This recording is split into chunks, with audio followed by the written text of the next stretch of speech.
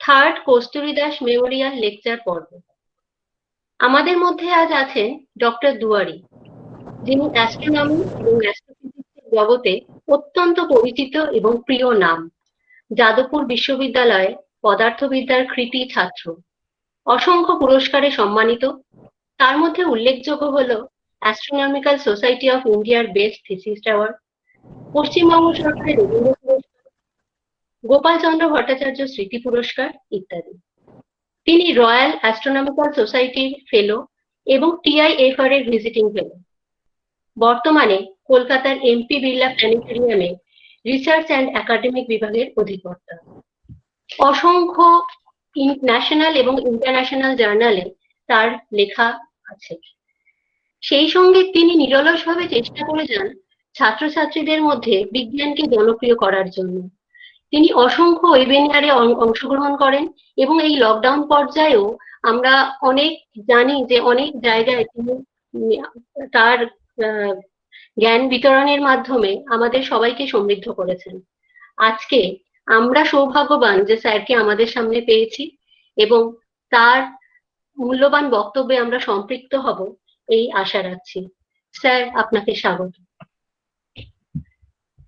মহেশতলা কলেজের আয়োজিত আজকের এই বক্তৃতা, স্মারক বক্তৃতা এবং ছাত্রছাত্রীদের যে স্কলারশিপ দেওয়ার যে প্রোগ্রাম, তাতে আমাকে আমন্ত্রণ জানানোর জন্য আমি আন্তরিকভাবে কৃতজ্ঞ কলেজ কর্তৃপক্ষের কাছে, বিশেষ করে অধ্যক্ষা মহাশয়া প্রফেসর রুম্পা দাস, যিনি অসুস্থ হওয়া সত্ত্বেও আমার সঙ্গে যোগাযোগ রেখে চলেছিলেন এই বক্তৃতা যাতে হয়। এবং আরেকজন যিনি সত্যি আজকেও অসুস্থ, তার নামও আমার বলতে ইচ্ছা করছে, প্রফেসর দীপা ভট্টাচার্য। প্রাথমিকভাবে উনি আমার সঙ্গে যোগাযোগ করেছিলেন।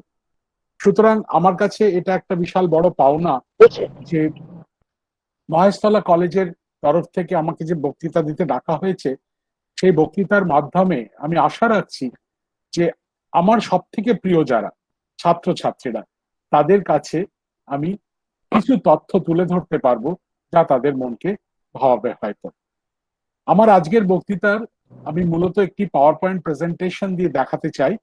সেই প্রেজেন্টেশনটা আমি এবার শুরু করছি।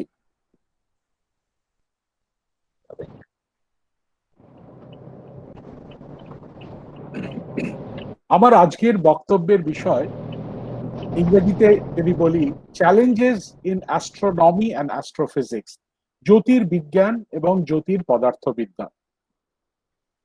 বিষয়টিতে যাওয়ার আগে প্রথমে দু একটা কথা বলতে চাই এই বিষয়টি সম্পর্কে। আজ থেকে হাজার হাজার বছর আগে আমাদের পূর্বপুরুষরা যখন আকাশের দিকে তাকাতেন, তাদের মনে অনেক প্রশ্ন জাগতো, আকাশটা কোথায়, আকাশের মধ্যে পৃথিবীর অবস্থানটাই বা কি, আর আকাশের গায়ে যে ওই ছোট্ট ছোট্ট আলোর বিন্দুগুলো যাদেরকে আমরা তারা বলি, তাদের সঙ্গে পৃথিবীর কোনো সংযোগ আছে? এই সমস্ত প্রশ্নের মধ্যে দিয়ে জন্ম নিয়েছিল জ্যোতির্বিজ্ঞান। তাই জ্যোতির্বিজ্ঞানকে যেমন মানব সভ্যতার একটি প্রাচীনতম বিষয় হিসেবে চিহ্নিত করা যায়, তেমনি খবরের কাগজে, টেলিভিশন চ্যানেলে যখন হামেশাই চোখে পড়ে মহাজাগতিক ঘটনা বা বস্তু সম্পর্কে, তখন বুঝতে পারা যায় যে আধুনিক বিজ্ঞানের ক্ষেত্রেও জ্যোতির্বিজ্ঞান একটা বিরাট জায়গা করে নিয়েছে। জ্যোতির্বিজ্ঞান বিষয়টির এমন ক্ষমতা যে আজ থেকে কয়েক কোটি লক্ষ বছর আগে আমরা যে অঞ্চলে বাস করি মহাশূন্যে, সেখানকার অবস্থা কিরকম ছিল যেমন জানান দিতে পারে, আবার আজ থেকে কয়েক কোটি লক্ষ বছর পর কিরকম অবস্থা হতে পারে তার সম্পর্কে একটা সম্যক ধারণা করে দিতে পারে। স্থান ও কালে বিরাট ব্যাপ্তি জুড়ে জ্যোতির্বিজ্ঞানের খেলা।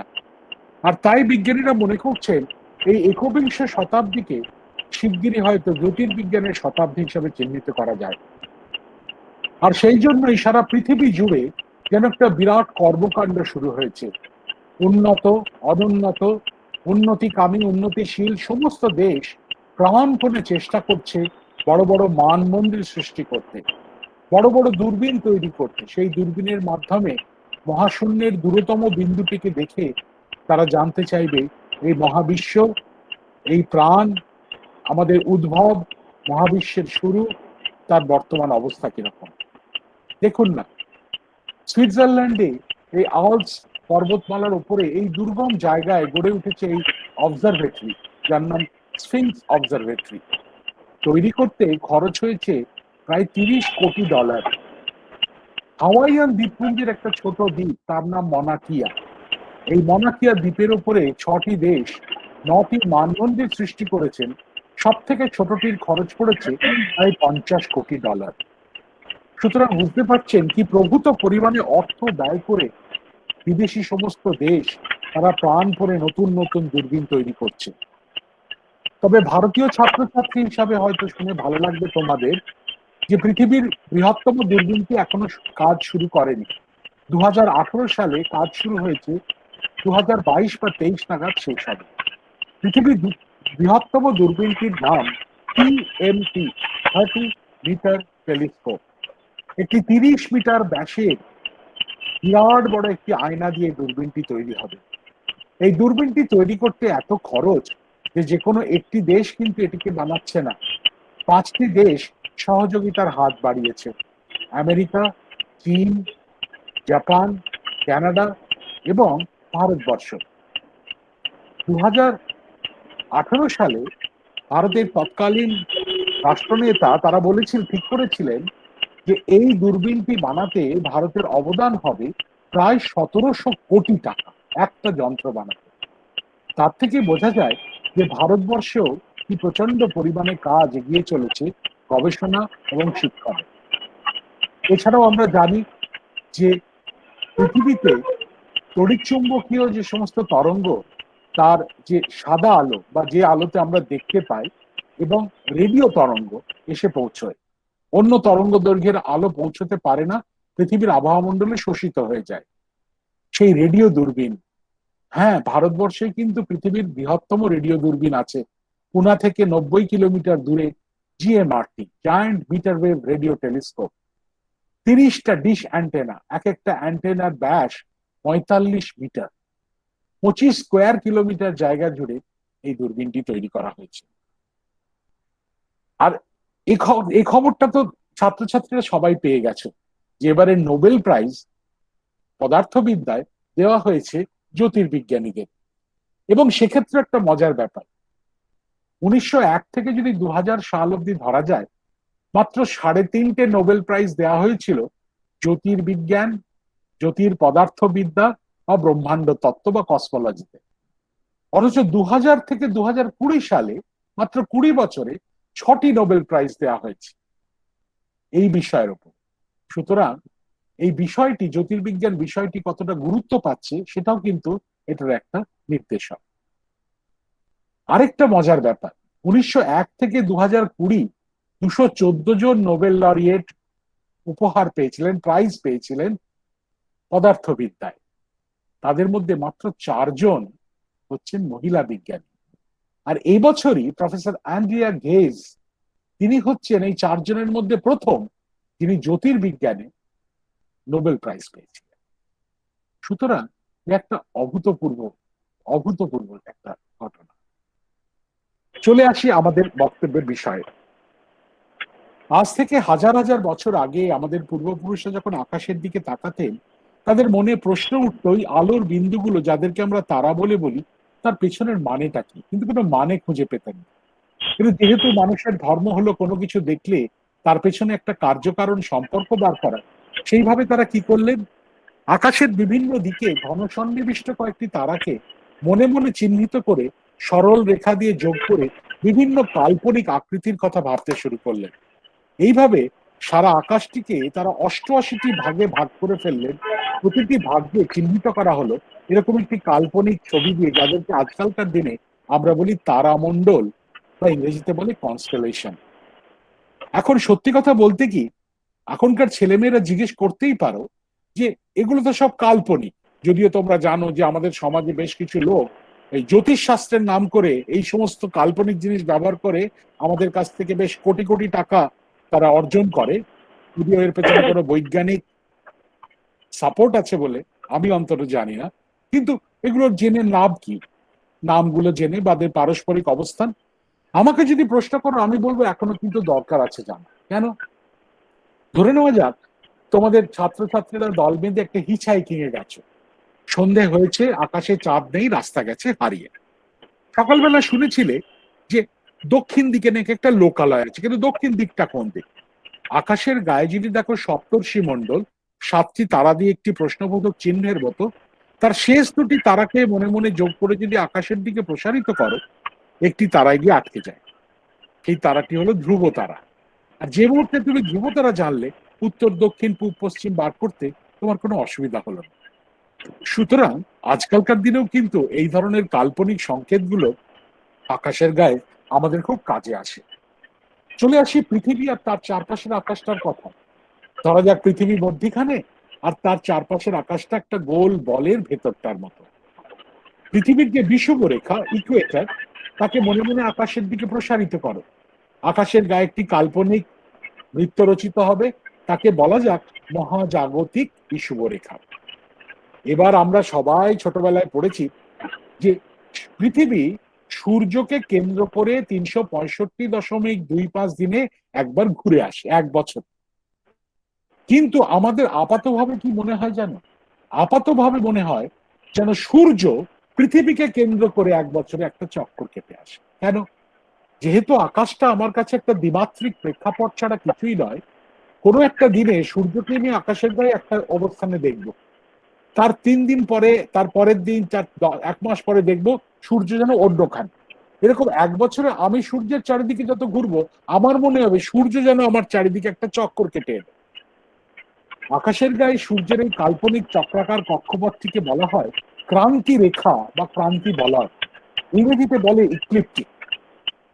এবার আমরা নার্সারিতে এখন ছেলেমেয়েরা পড়ছে যে পৃথিবী যে অক্ষের উপর ভর করে সূর্যের চারিদিকে ঘোরে, আর যে অক্ষের উপর ভর করে তার নিজের চারিদিকে 24 ঘন্টা একবার চক্কর কাটে, এই দুটি অক্ষ সমান্তরাল নয়, পরস্পরের থেকে 23.5 ডিগ্রি হেলানো। কিন্তু অনেক সময় মাস্টারমশাইরা বলতে ভুলে যেতেন, ওই হেলানো বলেই কিন্তু তোমরা এখানে আছো পৃথিবীতে, আমি আছি পৃথিবীতে, 780 কোটি মানুষ, কোটি কোটি প্রাণ বেঁচে আছে। হেলানো না থেকে যদি সমান্তরাল হতো দুটো অক্ষ, এ পৃথিবীতে কোনোদিন কোনো প্রাণের স্পন্দন থাকতো না। যাই হোক, আসবো সে কথায়। ওই হেলানো বলে এই দুটি কাল্পনিক তল, নীল রঙের মহাজাগতিক বিষুব তল আর হলুদ রঙের ক্রান্তি তল, পরস্পরকে ছেদ করে একটি সরল রেখা বরাবর। সেই সরল রেখার যে দুটি প্রান্তিক বিন্দু, তাদের কথা আছে। প্রথম প্রান্তিক বিন্দুটার নাম ইংরেজিতে point of Bernal equinox. Equinox কথাটি এসছে ল্যাটিন ভাষা থেকে, ইকুয়াল নাইটস। 22 বা 23 মার্চ সূর্য ওই বিন্দুতে পৌঁছলে সেদিনকে আমাদের কাছে যতটা দিন, ঠিক ততটাই রাত্রি। মার্চ, এপ্রিল, মে, জুন, 21 বা 22 জুন সূর্য ওই হলুদ তলটির উত্তরতম বিন্দুতে পৌঁছলে সেদিনকে আমাদের কাছে উত্তর গোলার্ধের মানুষদের জন্য সব থেকে লম্বা দিন, ছোট রাত। 21 বা 22 সেপ্টেম্বর সূর্য অন্য প্রান্তিক বিন্দুতে পৌঁছলে সমান দিন, সমান রাত। আর 21 বা 22 ডিসেম্বর সূর্য দক্ষিণতম বিন্দুতে পৌঁছলে সেদিন অন্তত উত্তর গোলার্ধের মানুষদের জন্য সব থেকে ছোট দিন আর বড় রাত। দিন ছোট রাত বড় খেলাটা ঘটে এই দুটি অক্ষ পরস্পরের থেকে হেলে আছে বলে। চলে আসি চাঁদ সূর্য পৃথিবীর কথায়। তোমরা বলবে এ আর নতুন কথা কি, এ তো ছোট্টবেলায় সবাই পড়ে। আচ্ছা, তোমাদেরই ছোট্ট ভাইটি বা বোনটি যদি জিজ্ঞেস করে তোমাকে, দাদা বা দিদি, আমি আজকে স্কুলে পড়লাম যে পৃথিবী নাকি সূর্যের চারিদিকে ঘুরে বেড়ায়, কি গতিবেগে ঘোরে, কি স্পিডে ঘোরে বলতো? কি উত্তর দেবে? কজন জানো তোমরা? 29.29 কিলোমিটার প্রতি সেকেন্ড। ভাবো তো, এমন একটা গাড়ি বেরিয়েছে, 30 সেকেন্ডে এক সেকেন্ডে 30 কিলোমিটার চলে যায়। বলবে দূর, এরকম হয় নাকি? 1 সেকেন্ডে 30 কিলোমিটার যেতে পারে? কিন্তু ভুলে যেও না, তুমি আমি পৃথিবীর 780 কোটি মানুষ, কোটি কোটি প্রাণ, আমাদের বেঁচে থাকার প্রতিটা মুহূর্ত গড়ে 30 কিলোমিটার বেগে ছুটে চলেছে। যদিও তুমি ভাবছো তুমি তো চুপচাপ বাড়িতে বসে আছো এই মুহূর্তে, আমি কেউ হয়তো গাড়িতে আছেন, আর আমি ভাবছি আমিও চুপচাপ দাঁড়িয়ে আছি। ভাবলে অবাক লাগে। যেমন ধরো না, সূর্যরশ্মি যদি সরাসরি একটি অঞ্চলের উপর পড়ে, প্রতি বর্গক্ষেত্রে যতটা শক্তি শোষিত হবে আর পুনর্বিকিরিত হবে, সেই একই রশ্মি যদি তেরছা হয়ে অনেকটা বেশি এলাকার উপর পড়ে, তাহলে বর্গক্ষেত্র বেশি হওয়ার ফলে প্রতি বর্গক্ষেত্রে সেখানে শক্তি কম শোষিত হবে, পুনর্বিকিরিত হবে। তার ফলে প্রথম ক্ষেত্রে তাপমাত্রা বেশি, দ্বিতীয় ক্ষেত্রে তাপমাত্রা কম। আর ঠিক সেই জন্য পৃথিবীতে ঋতু পরিবর্তন ঘটে। ওই যে সূর্যের তুলনায় 23.5 ডিগ্রি হেলে পৃথিবী ঘুরছে না, দেখো, পৃথিবী যখন সূর্যের তোমাদের এতে ডান দিকে চলে এসছে, তখন সূর্যের রশ্মি সরাসরি পড়ছে উত্তর গোলার্ধে, তেরছা হয়ে পড়ছে দক্ষিণ গোলার্ধে। উত্তরে গ্রীষ্ম, দক্ষিণে শীত। 6 মাস পরে ঠিক উল্টোটা। উত্তরে যখন শীত, দক্ষিণে গ্রীষ্ম। তোমরা বলতে পারো হ্যাঁ বুঝলাম, ঋতু পরিবর্তন ঘটে, ওই হেলে আছে বলে, তো এত নাক দোল ফিটিয়ে বল আর কি আছে। তোমরা কি জানো পৃথিবীতে ঋতু পরিবর্তন না হলে কি হবে? পৃথিবীতে ঋতু পরিবর্তন না হলে পৃথিবীর মহাসাগরের বুকে কোনো জলের স্রোত জন্মাবে না। মহাসাগরের বুকে কোনো জলের স্রোত না জন্মালে আবহাওয়া মণ্ডলে কোনো বাতাসের স্রোত থাকবে না। আর আবহাওয়া মণ্ডলে বাতাসের স্রোত না থাকলে মেঘ একদিকে জন্মে অন্যদিকে পুঞ্জীভূত হয়ে বৃষ্টি হয়ে ঝরে পড়ে পৃথিবীকে সুজলা সুফলা করতে পারবে না। পৃথিবী জন্মের পরপরই একটি ধু ধু মরুভূমিতে রূপান্তরিত হবে, সেখানে কোনোদিন কোনো প্রাণের স্পন্দন আসবে না। সুতরাং বন্ধুরা, তুমি আমি যে বেঁচে আছি না, ওই 23.5 ডিগ্রি অ্যাক্সিডেন্টালি হেলে আছে, অন্য কিছুর জন্য নয়। চলে আসে সূর্যগ্রহণে। আমরা জানি সূর্যগ্রহণ কখন হয়। একদিকে সূর্য, মধ্যিখানে চাঁদ, একদিকে পৃথিবী, সূর্যের আলো পড়ছে চাঁদের ওপর, চাঁদের ছায়া পড়ছে পৃথিবীর একটি ছোট্ট অঞ্চলের ওপর, আর সেই অঞ্চলের মানুষেরা সেই মুহূর্তে আকাশের দিকে দেখছেন সূর্য যেন অন্তরিত হয়েছে। যদিও এখনো কিছু মানুষ এই সূর্যগ্রহণ নিয়ে এত কুসংস্কারে ভোগেন, এটা করতে হবে না, ওটা করতে হবে না, জল আটকা থাকলে ফেলে দিতে হবে, তুলসী খাবার আটকা থাকলে তুলসী পাতা দিয়ে খেতে হবে, সন্তান সম্ভব মায়েরা বিশ্বাস করেন কেউ কেউ যে একটু পুজো আচ্ছা না করলে ক্ষতি হতে পারে। কিন্তু আমরা ভুলে যাই এটা একটা মহাজাগতিক প্রাকৃতিক ঘটনা। যারা এতে বিশ্বাস করেন, বা তার থেকে বড় বড় কথা, যারা এইসব জিনিসে বিশ্বাস করান, তাদের জন্য সত্যি আমার কষ্ট হয় যে তারা প্রাণপণে চেষ্টা করে চলেছেন, হয়তো কিছুটা উপার্জনের জন্য বিশেষ করে, এই অদ্ভুত কুসংস্কার গুলোকে আমাদের সমাজের মধ্যে ছড়িয়ে দিতে। দেখবে অদ্ভুত ছবি, সুন্দর, দেখো মহাশূন্য থেকে নেওয়া সূর্যগ্রহণের ছবি, কিভাবে চাঁদের ছায়া পড়েছে তলায় পৃথিবীর গোলার্ধের একটা অঞ্চলে। পরের ছবিটা খুব বিরল। পৃথিবী তার নিজের অক্ষের চারিদিকে যখন ঘুরছে, দেখো ওই চাঁদের ছায়া পৃথিবীর চারিদিকে কিরকম একদিক থেকে অন্যদিকে সরে সরে যাচ্ছে। পূর্ণ গ্রহণ, মানে সূর্যের যে পূর্ণ গ্রহণ, তার পথ। এই ধরনের একটি গ্রহণের সময় বিজ্ঞানীরা সূর্যকে এক নতুন ভাবে চিনতে পেরেছিলেন। দেখতে পেয়েছিলেন সূর্য পৃষ্ঠ থেকে বেরিয়ে আসছে দুধ সাদা একটা বিকিরণ, যা অন্য সময় চোখে পড়ে না। প্রশ্ন করে উত্তর পেয়ে তো অবাক। তারা জানতে পারলেন সূর্য পৃষ্ঠ থেকে প্রতিনিয়ত, প্রতি সেকেন্ডে গড়ে 16 লক্ষ টন আয়নিত কণা, চার্জ পার্টিকেল বেরিয়ে আসছে। এই আয়নিত কণার স্রোত যখন সূর্যের চৌম্বকীয় ক্ষেত্রের মধ্যে দিয়ে যায়, তখন এই দুধ সাদা বিকিরণ হয়। এই আয়নিত কণাদের গড় গতিবেগ সেকেন্ডে 450 কিলোমিটার। 450 কিলোমিটার প্রতি সেকেন্ড গতিবেগে এদের এত ক্ষমতা, এরা যদি যে কোনো অণু বা পরমাণুর উপর পড়ে মুহূর্তে ভেঙে চুরমার হয়ে যাবে। তার মানে কাল সকালে সূর্য উঠলে আমি যদি সেই সূর্যের তলায় গিয়ে দাঁড়াই, সূর্য পৃষ্ঠ থেকে আয়নিত করার স্রোত আমার শরীরে পড়া মাত্র মুহূর্তের মধ্যে আমি ভস্মীভূত হতে বাধ্য, কেউ বাঁচাতে পারবে না। বেঁচে আছি কেন? আসবো সে কথা। জোয়ার ভাটা ভীষণ গুরুত্বপূর্ণ বন্ধুরা। কেন বলতো? আমরা তো ছোটবেলায় পড়েছি জোয়ার, পৃথিবীতে প্রথম প্রাণের সঞ্চার হয়েছিল মহাসাগরে। ডাঙায় এলো কি করে? হঠাৎ কি ট্যাঙ্ক গজিয়ে গেছিল? তা না। প্রতিদিন জোয়ারের জলের সঙ্গে সঙ্গে বহুকোষী জীবন ডাঙায় ভেসে আসতো, জল নেমে যেত, তারা ডাঙায় আটকা পড়ে মারা যেত। কোটি কোটি বছর ধরে এরকম হতে হতে তারা ডাঙায় বেঁচে থাকার ক্ষমতা অর্জন করে। সেখান থেকে বিভিন্ন জন্তু, জানোয়ার, সরীসৃপ হয়ে হনুমান হয়েছে, সেই হনুমান থেকে আমরা এসেছি। সুতরাং আমরা যে আছি তার কারণ জোয়ার ভাটা আছে বলে। এবার যদি প্রশ্ন করি জোয়ার ভাটা হয় কেন, এই উত্তর আমরা সবাই জানি। চাঁদ পৃথিবীর জলকে অভিকর্ষজ বলে আকর্ষণ করছে, তো ওই জন্য জোয়ার ভাটা হয়। কিন্তু বন্ধুরা, তোমরা ক্লাস 11-এ যখন নিউটনের অভিকর্ষজ সূত্র পড়েছিলে, সেই সূত্র ধরে যদি অঙ্ক কষে আজকে সন্ধ্যাবেলা দেখো, দেখবে সূর্য পৃথিবীকে চাঁদের থেকে 173 গুণ বেশি জোরে আকর্ষণ করছে। তাহলে কেন আমরা বলি চাঁদ আকর্ষণ করছে জলকে? তার কারণ জোয়ার কোন রকম বল বা ফোর্স নয়, প্রতি একক দৈর্ঘ্যে অনেকগুলি বলের প্রয়োগ ক্ষমতা বা ফোর্স ডেরিভেটিভ। আর সেই জন্য যেহেতু চাঁদ 3,84,000 কিলোমিটার দূরে, আর সূর্য 15 কোটি কিলোমিটার দূরে, চাঁদ জিতে যায়। কিন্তু মাস্টারমশাইরা অনেক সময় বলতে ভুলে যান, সূর্যও কিন্তু পৃথিবীর জলকে আকর্ষণ করে। কতটা জানো? চাঁদ যতটা করে তার 47%। আচ্ছা এবার বলো তো, মনে করো আমি পৃথিবীর ওপরে এই জায়গায় বসে আছি কলকাতায়, চাঁদ আমার মাথার কাছে এলো, মাথার ওপরে হলো।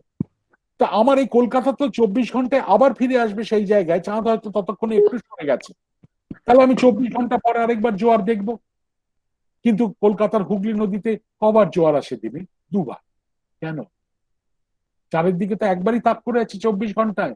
দেখো খুব বাচ্চাদের প্রশ্ন কিন্তু, কিন্তু আমি জানি অনেক সময় অনেক মানে গেরেমধারী বড় বড় মানুষেরাও মাথা চুলকোতে শুরু করে। আমি পৃথিবীর একদিকে কলকাতার বুকে, চাঁদ আমার মাথার উপরে, চাঁদ জল আকর্ষণ করছে, জলকে, জল ফুলে ফেপে উঠছে আমার অঞ্চলে, জোয়ার হচ্ছে। আমার ঠিক উল্টো দিকে, পৃথিবীর উল্টো দিকে, 180 ডিগ্রি উল্টো দিকে, সেখানেও জল ফুলে ফেপে ওঠে। আমার দিকে জলের উপর দুটি বল কাজ করে, অপকেন্দ্রিক বল কেন্দ্রের দিকে, আর অভিকর্ষজ বল চাঁদের দিকে। অভিকর্ষজ বল বেশি বলে চাঁদের দিকে। আর ঠিক আমার উল্টো দিকে দূরত্ব বেড়ে গেছে বলে অভিকর্ষজ বল অপকেন্দ্রিক বলের থেকে কমে যায়। তার ফলে উল্টো দিকেও জল ফুলে ফেপে ওঠে। আর সেই জন্যই আমরা দিনে দুবার জোয়ার দেখি। চাঁদ অদ্ভুত সুন্দর ছবি। আমরা চাঁদ মামা বলি বটে, চাঁদকে অনেকে অনেকে অনেক রকম ভাব মনে আসে বটে, কিন্তু এই হচ্ছে চাঁদের পৃষ্ঠদেশ থেকে তোলা ছবি। ব্যাপারটা কি, কি বলেন বিজ্ঞানীরা? তাদের মতে আজ থেকে 452 বছর আগে একটা বিরাট বড় পাথরের গোলা পৃথিবীর উপর প্রচন্ড জোরে আঘাত করেছিল। এত জোরে আঘাত করেছিল যে পৃথিবীর উপরিভাগের প্রভূত পরিমাণে ধূলিকণা এবং বস্তু সকল মহাশূন্যে উৎক্ষিপ্ত হয়েছিল। উৎক্ষিপ্ত হয়ে একেবারে দূরে চলে যেতে পারেনি, কিন্তু বেশ কিছুটা দূরে গিয়ে কোটি কোটি বছর ধরে জমাট বেঁধে বেঁধে সৃষ্টি করেছে আমাদের চাঁদে। এই তত্ত্বটিকে ইংরেজিতে বলা হয় কলিশন ইজেকশন থিওরি। যদিও আরো তিনটে তত্ত্ব আছে, coaccretion theory, capture theory, fission theory, কিন্তু 99% বিজ্ঞানী এই তত্ত্বটি বিশ্বাস করেন যে চাঁদের জন্ম পৃথিবী থেকে। চলো বেরিয়ে পড়ি আমাদের স্থান এবং কালের ভ্রমণে। না, বেড়ানো মানে তো এক জায়গা থেকে আরেক জায়গা স্থান পরিবর্তন হয়, কাল কেন, সময় কেন? 1905 খ্রিস্টাব্দে স্যার অ্যালবার্ট আইনস্টাইন অনেক তত্ত্ব দিয়েছিলেন, আমি তত্ত্ব কথায় যাব না। এই তত্ত্বকথার ফলস্বরূপ আমরা পরবর্তীকালে জেনেছি যে আলোরও একটা গতিবেগ আছে, 3 লক্ষ কিলোমিটার প্রতি সেকেন্ড। সূর্য থেকে পৃথিবীর দূরত্ব 15 কোটি কিলোমিটার। 3 লক্ষ কিলোমিটার প্রতি সেকেন্ড আলোর গতিবেগ, ভাগদাগ করলে এখনকার দিনে ক্লাস 7 বা 8-এ ভূগোলের পাঠ্যপুস্তকে লেখা থাকে পৃথিবী থেকে সূর্যের দূরত্ব 8.3 আলোক মিনিট, বা আলো সূর্য থেকে পৃথিবীতে এসে পৌঁছতে সময় নেয় 8.3 মিনিট। মানেটা মাস্টারমশাই হয়তো সময় কম থাকে বলে বোঝাতে পারেন, মানেটা শুনলে তোমরাও অবাক হবে, বাচ্চারা তো আশ্চর্য হবেই। তার মানে কাল সকালে যখন সূর্য উঠবে তোমরা সেই সূর্যকে খালি চোখে দেখে বলো, এক লহমার জন্য দেখো, বেশিক্ষণ না, এই যে সূর্যটা দেখছি 8.3 মিনিট আগে কেমন দেখতে ছিল সেটা এখন দেখতে পাচ্ছি। আমাদের সব থেকে কাছের তারা, তার নাম প্রক্সিমা সেন্টাউরি, 4.2 আলোকবর্ষ দূরে। আজ সন্ধ্যেবেলা আকাশ পরিষ্কার থাকলে একটা ছোট বাইনাকুলার দিয়ে যদি দেখতে পাও তারাটাকে, তোমাকে মনে মনে বলতে হবে যে তারাটা দেখছি না, 4.2 বছর আগে যেমন দেখতে ছিল সেটা এখন দেখতে পাচ্ছি। তাই বন্ধুরা, তোমারই বাড়িতে যদি তোমাদের ছোটখাটো ভাই বোনেরা হাত ধরে ঝোলাঝুলি করে বলে সায়েন্স সিটিতে নিয়ে চলো, 50 টাকা খরচ করে টাইম মেশিনে চড়াও, একদম না। যে কোনো পরিষ্কার রাতে খোলা আকাশের তলায় বেরিয়ে কাঠটাকে কাত করবে। তুমি যত গভীরের তারা দেখছো না, তুমি তোমার নিজের অতীতকে দেখছো। হ্যাঁ, আকাশের দিকে তাকালে শুধু সময় নয়, শুধু স্থান নয়, আমরা সময়ের ভ্রমণ করি, টাইম ট্রাভেল। আমাদের এই যাত্রার প্রথম স্টপেজ সৌরজগৎ। এখানে সৌরজগতের সব প্রধান অবতাররা সূর্য, বুধ, শুক্র, পৃথিবী, মঙ্গল, বৃহস্পতি, শনি, ইউরেনাস, নেপচুন, প্লুটোকে না বিজ্ঞানীরা বার করে দিয়েছে। আসবো সে কথা। সূর্য, সূর্য নাকি একটা গ্যাসের গোলক। আচ্ছা বলো তো বন্ধুরা, একটা ফুটবলের মধ্যে কিছুটা রঙিন গ্যাস পাম্প করে ফুটবলটাকে যদি কেটে ফেলি, ভেতরের গ্যাসটা কি গোল হয়ে থাকে? সেটা ছড়িয়ে পড়বে। তাহলে সূর্য একটা গ্যাসের গোলক হয়ে ছড়িয়ে পড়ছে না কেন, কি বলেন বিজ্ঞানীরা? তাদের মতে আজ থেকে 460 কোটি বছর আগে একটা বিরাট বড় ঘন কালো গ্যাস এবং ধূলিকণা সম্বলিত মেঘ মহাশূন্যে ভেসে বেড়াচ্ছিল। এই মেঘটি অনুপরমাণুর দিক থেকে 91% হাইড্রোজেন, 8% হিলিয়াম এবং 1% অন্য সমস্ত। এই মেঘটি তাপমাত্রা ছিল -140 ডিগ্রি সেন্টিগ্রেড। এই অত্যন্ত শীতল অবস্থায় এই ধরনের মেঘের মধ্যে একটি মাত্র বল কাজ করে, তা হলো স্বাভাবিকর্ষজ বল। এই স্বাভাবিকর্ষজ বলের ফলে এই মেঘের বহির্ভাগ কেন্দ্রের দিকে আকৃষ্ট হয়। যত কেন্দ্রের দিকে গ্যাস ঘনীভূত হয় কেন্দ্রের ঘনত্ব বাড়ে, ঘনত্ব বাড়লে চাপ বৃদ্ধি পায়, চাপ বৃদ্ধি পেলে তাপ বৃদ্ধি পায়। তাপ বৃদ্ধি পেতে পেতে -240°C থেকে তাপমাত্রা ওঠে প্রায় 1.5 কোটি ডিগ্রি সেন্টিগ্রেডে। আর এই 1.5 কোটি ডিগ্রি সেন্টিগ্রেডে একটা ঘটনা ঘটে। চারটে হাইড্রোজেন পরমাণুর কেন্দ্র বা নিউক্লিয়াস যাকে বলে, প্রোটন, হাইড্রোজেন পরমাণুতে কেন্দ্রেতে প্রোটন আছে, তারা যেন একসঙ্গে এসে জুড়ে গিয়ে সৃষ্টি করে একটি হিলিয়াম পরমাণুর কেন্দ্র। এই পারমাণবিক সংযোজন বিক্রিয়াটিকে পৃথিবীর গবেষণাগারে বিজ্ঞানীরা করতে পেরেছেন, কিন্তু কন্ট্রোল করতে পারেন না বলে হাইড্রোজেন বোমা হিসেবে ফাটিয়ে দেন। কিন্তু সূর্যের অভ্যন্তরে অতি সংযত ভাবে চারটে হাইড্রোজেন পরমাণুর কেন্দ্র যখন জুড়ে গিয়ে সৃষ্টি হয় একটি হিলিয়াম পরমাণু, প্রভূত পরিমাণে শক্তি নির্গত হয়। সেই শক্তি যত চেষ্টা করে বাইরের দিকে বেরিয়ে আসতে, একটা বিকিরণজনিত চাপ সৃষ্টি করে বাইরের দিকে। আর সেই বিকিরণজনিত চাপ যখন কেন্দ্রাভিমুখী স্বাভাবিকর্ষজ চাপের সঙ্গে একেবারে সমান হয়ে কেটে কুটে শূন্য হয়ে যায়, তখনই সূর্য একটি গ্যাসের গোলক হয়েও ছড়িয়ে না পড়ে কোটি কোটি বছর ঝুলে থাকে আকাশে। কি আশ্চর্য ভেবে দেখেছো? আমরা তো ভাবি আমাদের এত ক্ষমতা, অমুক ক্ষমতা, শক্তিশালী লোকেরা, তারা ভাবে সবার উপরে আমি। আমরা ভুলে যাই আমরা প্রত্যেকে বেঁচে আছি তার কারণ পৃথিবী থেকে 15 কোটি কিলোমিটার দূরে একটি গ্যাসের গোলকের মধ্যে দুটি পরস্পর বিরোধী বল প্রতি সেকেন্ডে কেটে কুটে শূন্য হয়ে যাচ্ছে। কারোর দয়ায় আমরা বেঁচে নেই, যদি দয়ায় বাঁচতে হয় বলতে হবে সূর্যের দয়ায় বেঁচে আছে। যাই হোক, আমাদের এই সৌরজগৎ সৃষ্টি হলো কিভাবে? বিরাট বড় ঘন কালো বর্তুলাকার মেঘ, আমি বাংলায় বলছি বলে সব শব্দ বাংলায় বলার চেষ্টা করছি। বর্তুলাকার মানে স্ফেরিক্যাল। তার মধ্যে ছিল অল্প একটু ঘূর্ণন। এই ঘূর্ণন থাকার ফলে স্বাভাবিকর্ষজ বলে এটি যখন সংকুচিত হচ্ছিল, আরেকটি ছোট বর্তুল বা ছোট বলের আকার ধারণ করেনি, একটি চাকতির আকার ধারণ করে। সেই চাকতির কেন্দ্রস্থলে যখন তাপমাত্রা পৌঁছয় 1.5 কোটি ডিগ্রি সেন্টিগ্রেড, তখন জন্ম নেয় সূর্য। আর এই চাকতির বহিরাঞ্চলে যেখানে তাপমাত্রা কম, গ্যাস এবং ধূলিকণা জমাট বেঁধে বেঁধে সৃষ্টি করেছে আমাদের গ্রহরাজি। এইভাবেই জন্ম হয়েছিল আমাদের সৌরজগতে। চাঁদকে যদি আকাশ থেকে টেনে এনে এই তরমুজের মতো কেটে ফেলি, দেখবো ভেতরে তিনটে অঞ্চল। একেবারে কেন্দ্রে যেখানে ওই পারমাণবিক সংযোজন বিক্রিয়া চলেছে সেটিকে বলা হয় কেন্দ্র বা কোর। তারপরে অনেকটা জায়গা জুড়ে এই যে শক্তি নির্গত হলো সেটি প্রবাহমান হয়, তাকে বলা হয় বিকিরণ ক্ষেত্র বা রেডিয়েটিভ জোন। আর সূর্য দেখতে বন্ধুরা খুব মজা। পৃষ্ঠদেশ থেকে প্রায় 650 থেকে 700 কিলোমিটার গভীর অব্দি পরপর গ্যাসের স্তম্ভ বা থাম সাজানো রয়েছে। ভেতর থেকে উত্তাপ এসে গ্যাসের স্তম্ভের তলদেশের গ্যাসকে উত্তপ্ত করলে গ্যাস উত্তপ্ত হয়ে ওপরে ওঠে, পৃষ্ঠদেশে এসে সেই তাপকে সূর্যের আলো হিসেবে বিকিরণ করে ঠান্ডা হয়ে গিয়ে ফোয়ারার মতো নেমে গিয়ে ভেতর থেকে উত্তাপ টেনে টেনে বার করে। এটিকে বলা হয় পরিচলন ক্ষেত্র বা কনভেক্টিভ জোন। বাইরে থেকেও সূর্যকে 3 ভাগে ভাগ করা যায়। যে সূর্যকে সকাল সন্ধ্যে দেখে আমরা দেখে বলি বাহ কি সুন্দর, ডিমের কুসুমের মতো, সেটিকে বলা হয় ফোটোস্ফিয়ার, আলো বর্তিকা। এই ফোটোস্ফিয়ারের উপরে একটি অতি ক্ষীণ স্তরে অদ্ভুত মায়াবী গোলাপি গ্যাসের সমার দেখতে পাওয়া যায়, তাকে বলা হয় বর্ণমণ্ডল বা ক্রোমোস্ফিয়ার। আর হাজার হাজার কিলোমিটার ব্যাপৃত সূর্যপৃষ্ঠ থেকে দূরে দুধ সাদা একটা বিকিরণ, যাকে বলা হয় ছটা মণ্ডল বা ইংরেজিতে বলে করোনা। করোনা শব্দটা ল্যাটিন ভাষা, মানে ক্রাউন। এই করোনা ভাইরাসের সঙ্গে সেইভাবে কোনো যোগ নেই, যদিও দেখতে অনেকটা ওই রকম বলে করোনা ভাইরাস বলা হয়, কিন্তু সূর্যের করোনা। সূর্য পৃষ্ঠের সত্যিকারের ছবি দেখো ফটোস্ফিয়ারের, ছাড়া কাটা ছাড়া কাটা। আসলে কাছ থেকে দেখলে দেখবে ওই মৌমাছির চাকের মতো। ওই এক একটি কোষ হচ্ছে এক একটি গ্যাসের স্তম্ভ। ভেতর থেকে উত্তাপ নিয়ে যখন উঠছে, উত্তাপ আছে বলে উত্তপ্ত মধ্যিখানটা, পৃষ্ঠদেশে এসে সেই তাপকে বিকিরণ করে ঠান্ডা হয়ে গিয়ে ফোয়ারার মতো নেমে যাচ্ছে যখন উত্তাপ কমে গেছে বলে কালো কালো দেখতে লাগে। দেখতে ছোট ছোট লাগছে তো। সূর্যপৃষ্ঠে এক একটির আয়তন 950 থেকে 1000 কিলোমিটার, এক একটার ব্যাস ওই এক একটা কোষে। হ্যাঁ, তলায় দেখতে পাচ্ছে ক্রোমোস্ফিয়ার বর্ণমণ্ডলের ছবি, অদ্ভুত সুন্দর। পূর্ণগ্রাস সূর্যগ্রহণের সময় সূর্যপৃষ্ঠের ঠিক ওপরে কাটা কাটা মায়াবী গোলাপি গ্যাসের সমার দেখতে পাওয়া যায়। আর আমার মনে হয় প্রকৃতির অন্যতম সুন্দর ছবি না, ছটা মণ্ডল সূর্যের। সূর্য যখন ঢাকা পড়ে যায় চাঁদের দ্বারা, দেখা যায় এই দুধ সাদা বিকিরণ।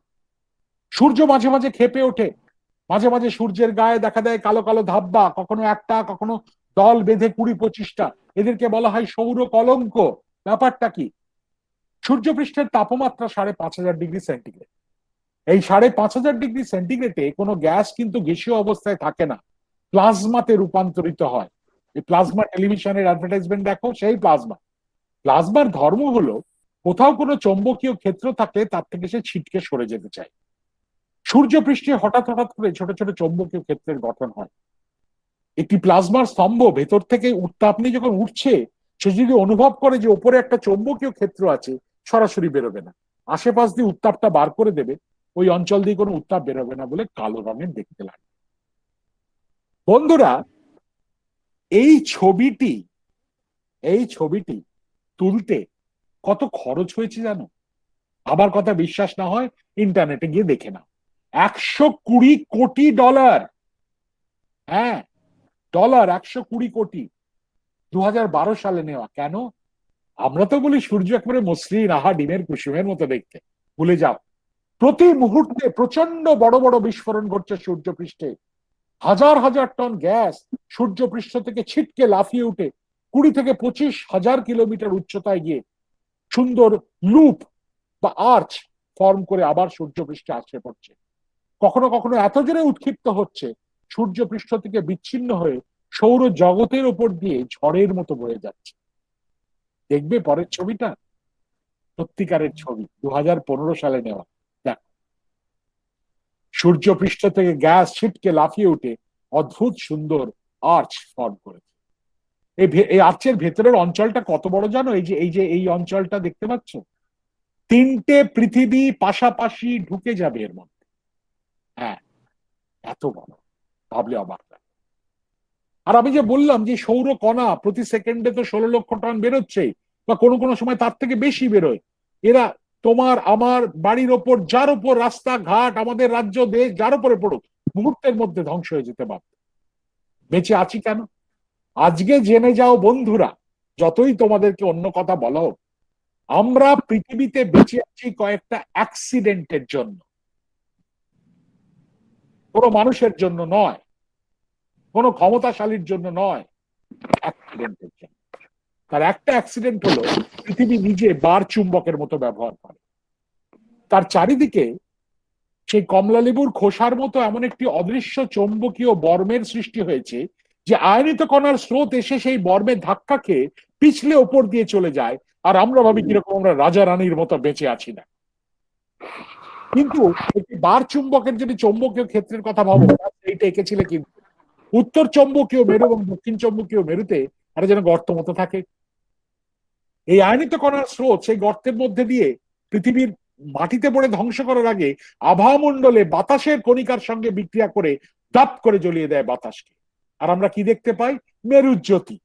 উত্তর গোলার্ধে অরোরা বোরিয়ালিস, দক্ষিণ গোলার্ধে অরোরা অস্ট্রালিস। অভূতপূর্ব ছবি। এই ছবিটার সঙ্গে সঙ্গে আমরা বুঝতে পারি যে যতই আমরা লাফালাফি করি না কেন, সূর্য কিন্তু আমাদের পৃথিবীর সঙ্গে প্রতি মুহূর্তে আন্তরিকভাবে বিক্রিয়া করে চলেছে। একটু এদিক ওদিক যদি হয় না, হাত তুলে দাঁড়িয়ে থাকো, কেউ বাঁচাতে পারবে না। আমাদের সৌরজগৎ হলো কি করে? বিজ্ঞানীদের মতে আজ থেকে 460 কোটি বছর আগে, যখন এই গ্যাস এবং ধূলিকণার চাকতির মধ্যখানে জন্ম নিচ্ছিল সূর্য, তার বহিরাঞ্চলে যেখানে তাপমাত্রা একটু কম, গ্যাস এবং ধূলিকণা জমাট বেঁধে বেঁধে ধাক্কা খেতে খেতে সৃষ্টি করেছিল অত্যন্ত উত্তপ্ত গোলাকার বস্তু। কোটি কোটি বছর ধরে তাদের উত্তাপ বিকিরিত হতে হতে অন্তত প্রথম 4টে, বুধ, শুক্র, পৃথিবী, মঙ্গল, প্রস্তুরীভূত শক্ত হয়ে গেছিল। আর বৃহস্পতি, শনি, ইউরেনাস আর নেপচুন, এরা কিন্তু মূলত গ্যাস দিয়ে তৈরি। তোমায় যদি কেউ বলে আমি বৃহস্পতি গ্রহে নামতে যাচ্ছি, বুঝবে একেবারে মিথ্যে কথা। বৃহস্পতি গ্রহের পৃষ্ঠদেশ শক্ত নয়, কঠিন নয়, গ্যাস দিয়ে তৈরি। যাই হোক, এই কোলাসটায় প্রত্যেকটা গ্রহের সত্যিকারের রং। প্রথমে বুধ, তারপরে শুক্র। শুক্র গ্রহের পৃষ্ঠদেশ দেখা যায় না, ঘন মেঘ দিয়ে আচ্ছাদিত। মেঘ তৈরি কনসেন্ট্রেটেড সালফিউরিক অ্যাসিড ভেপার দিয়ে। শুক্র গ্রহে বৃষ্টি হলে জলের ফোঁটা পড়ে না, সালফিউরিক অ্যাসিডের ফোঁটা পড়ে। আর আবহাওয়া 96% কার্বন ডাইঅক্সাইড থাকার ফলে এত বেশি উষ্ণায়ন হয়েছে যে দ্বিতীয় গ্রহ হওয়া সত্ত্বেও সব থেকে উত্তপ্ত গ্রহ আমাদের সৌরজগতে। তারপরে আমাদের সুজলা সুফলা ধরিত্রী জননী পৃথিবী, তার কথা আজকে নাইবা তুললাম। তারপরে লাল গ্রহ মঙ্গল, লাল কেন? মরচে পড়ছে। ফেরাস এবং ফেরিক অক্সাইড দ্বারা মঙ্গল গ্রহ আচ্ছাদিত। 2002 সালে এই ছবিটি হাবল স্পেস টেলিস্কোপ থেকে তোলার পরে বিজ্ঞানীরা খুব উৎসাহিত, তার কারণে মেরু প্রদেশে দেখা গেছে সাদা আস্তরণ। তাদের মতে এই সাদা আস্তরণ মানে জলীয় বরফ, কার্বন ডাই অক্সাইড বরফ এবং মিথেন বরফের সংমিশ্রণ। তাদের মতে অন্তত কিছুটাও যদি জলীয় বরফ থাকে তাহলে অতি থেকে তরল জল ছিল মঙ্গল গ্রহে। আর পৃথিবীতে তরল জল মানে তো প্রাণ, তাহলে কি মঙ্গল গ্রহে প্রাণ ছিল? আজও আছে, বিরাট প্রশ্ন।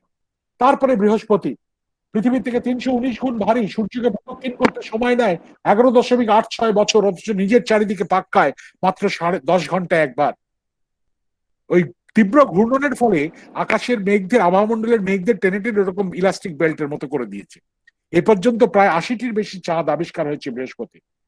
তারপরে আমাদের সৌরজগতের সব থেকে সুন্দরতম গ্রহ শনি গ্রহ, অদ্ভুত সুন্দর, অদ্ভুত সুন্দর এই বলয়। 29.4 বছর লাগে সূর্যকে প্রদক্ষিণ করতে, এরও প্রায় 70টার উপরে চাঁদ। তারপরে ইউরেনাস বলয় পাওয়া গেছে, নেপচুন নীল রঙের দেখতে, মিথেনের ভেপার দ্বারা আচ্ছাদিত। তারপরে আমাদের সেই এতদিনের পরিচিত নান্নে মুন্নে প্ল্যানেট গ্রহ প্লুটো, তার 3টে প্রধান চাঁদ শ্যারন, নিক্স এবং হাইড্রা। এই মঙ্গল গ্রহ নিয়ে বিরাট মাতামাতি তোমরা গত 10, 15, 20 বছর ধরে দেখে আসছো। মঙ্গলে এটা, মঙ্গলে সেটা, মঙ্গলে যেতে হবে, গেছে কেন?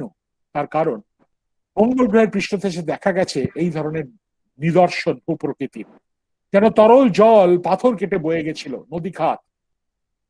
তাই বিজ্ঞানীরা মনে করেন হয়তো তরল জল ছিল কোনদিন। আর 2008 সালে যখন ফিনিক্স নামে একটি মহাকাশযান অল্প একটু খুঁড়ে মঙ্গল গ্রহের মাটিতে দেখলো, ওই মঙ্গল গ্রহ অনেকে আবার পুজো করেন বটে, কিন্তু মঙ্গল গ্রহের মাটি খুঁড়ে দেখলো একটা সাদা আস্তরণ। বিজ্ঞানীরা তো লাফিয়ে উঠলেন, বললেন ওই তো জলীয় বরফ। অনেকে বললেন রসো রসো, ওটা নুনেরও স্তর হতে পারে। দেখো ইনসেটে 3টে নুড়ি পাথর সাদা। 4 দিন পর দেখা গেল না।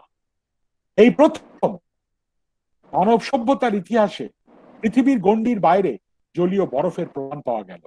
আর পরের ছবিটি তো তাক লাগানো, নাসা এখনো ইন্টারনেটে ছাড়েনি, 300% শিওর হয়ে তবে ছাড়ে।